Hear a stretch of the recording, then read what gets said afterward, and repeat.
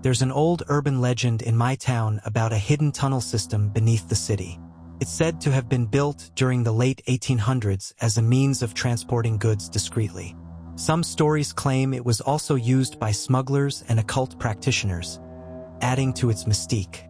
Over time, the tunnels were forgotten, sealed off, and left to decay. Others whispered that people who went looking for the tunnels disappeared, never to return. The legend intrigued me.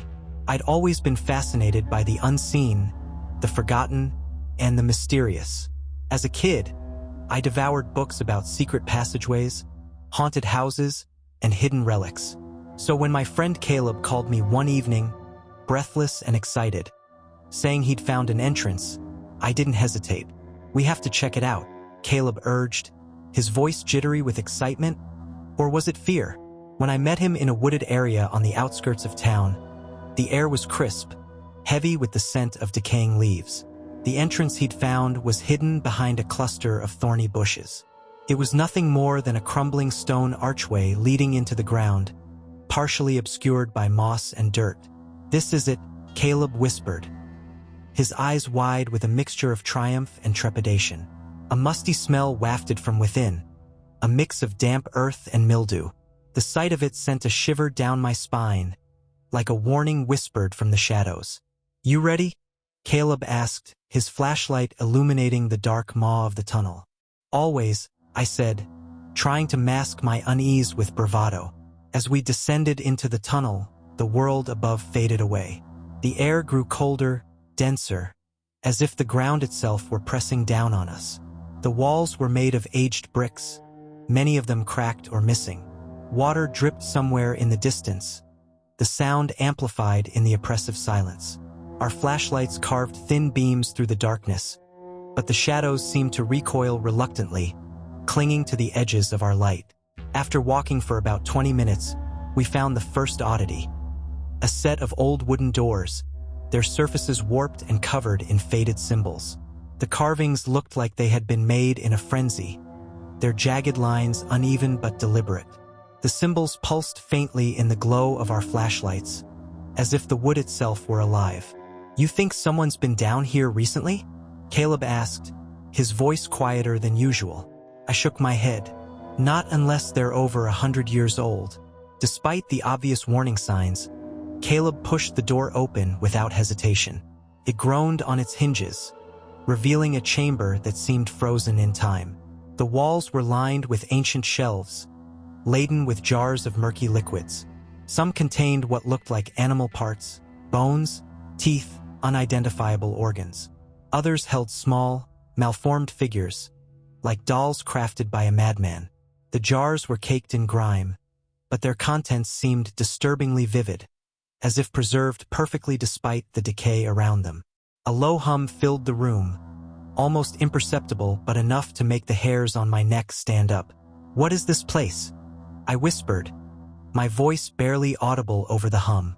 Caleb didn't answer.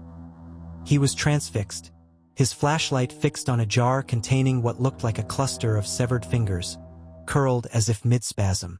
I forced my eyes away from the jars, but something on a nearby shelf caught my attention.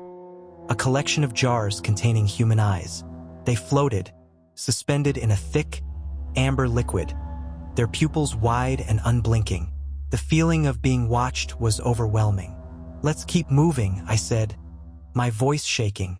The tunnel narrowed as we pressed on, forcing us to walk single file. The air grew thicker, laced with a metallic tang that clung to the back of my throat.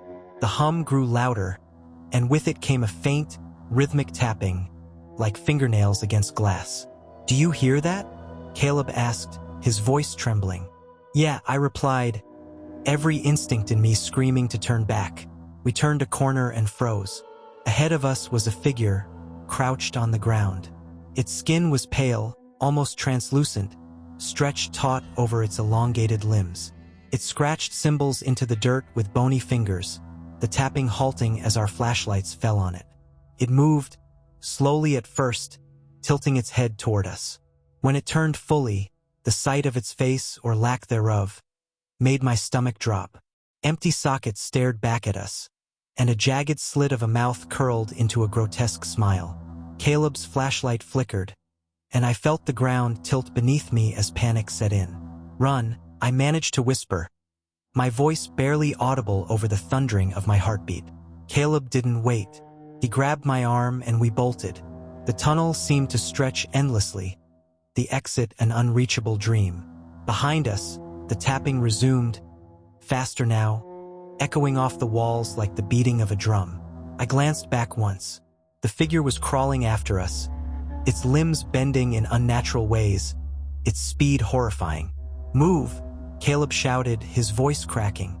We reached the wooden doors and slammed them shut behind us, shoving a broken shelf against them. The tapping stopped, but the hum remained, vibrating through the air like a sinister pulse. We didn't stop running until we burst out into the woods, gasping for air. Days turned into weeks, but the memory of the tunnel lingered like a shadow over my life. Caleb moved away, claiming a job opportunity in another state, but I knew the truth. He was running, trying to escape what we had seen, but I couldn't let it go. The tapping started beneath my floorboards, faint at first but growing louder with each passing night. It wasn't just a sound, it was a summons. The pull was irresistible.